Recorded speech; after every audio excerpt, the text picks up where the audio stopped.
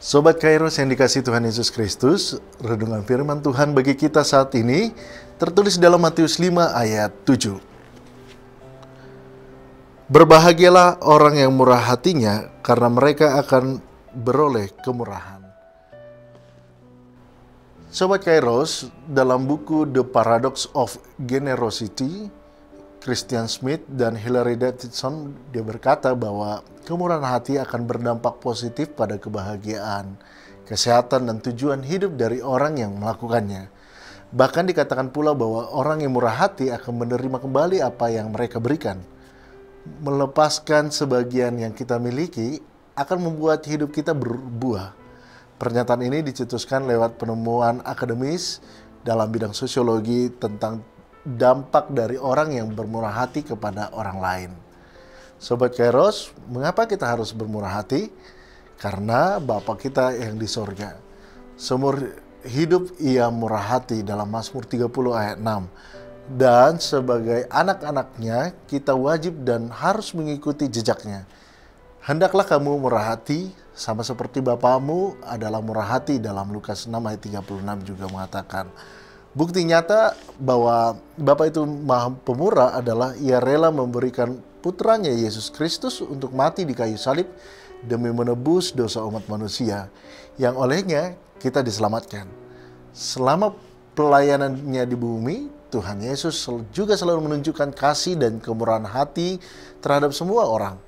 Maka dari itu, barang siapa mengatakan bahwa ia ada di dalam Dia, ia wajib hidup sama seperti Kristus telah hidup, dalam 1 Yohanes 2 ayat 6.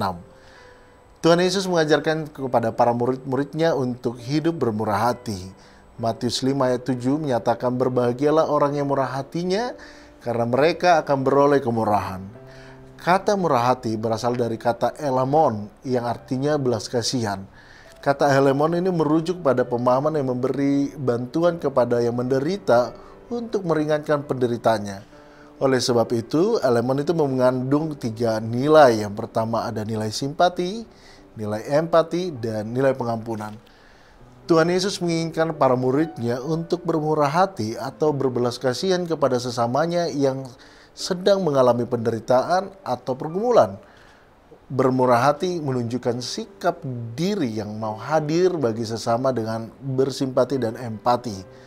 Bermurah hati juga dapat kita lakukan dengan memberi diri, waktu, tenaga yang terbaik yang bisa kita berikan.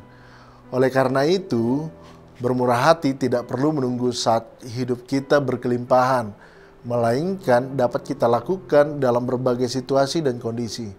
Asalkan kita memiliki sikap untuk mau memberi yang terbaik sebagai bentuk syukur atas kemurahan Tuhan dalam kehidupan kita. Bermurah hati atau suka memberi itu tidak selalu identik dengan berkorban tentang uang atau materi. Tetapi kita yang diberkati oleh Tuhan adalah wajib bagi kita untuk memberkati orang lain. Karena tujuan Tuhan memberkati kita adalah supaya kita dapat menjadi berkat. Sobat Kairos yang dikasihi Tuhan Yesus Kristus, kemurahan hati adalah sebuah sikap hati yang sehat dan merupakan jalan menuju kebahagiaan yang dicari oleh banyak orang. Banyak orang yang hidupnya hanya terfokus pada dirinya sendiri. Baginya hanya me, myself, and I. Segala sesuatu hanya diukur dari segi untung rugi. Apakah sesuatu hal dapat menguntungkan, mendatangkan keuntungan bagi kita atau kepada dirinya sendiri atau tidak. Tak heran ya jika akhirnya mereka tidak pernah merasa puas dengan apa yang ada padanya.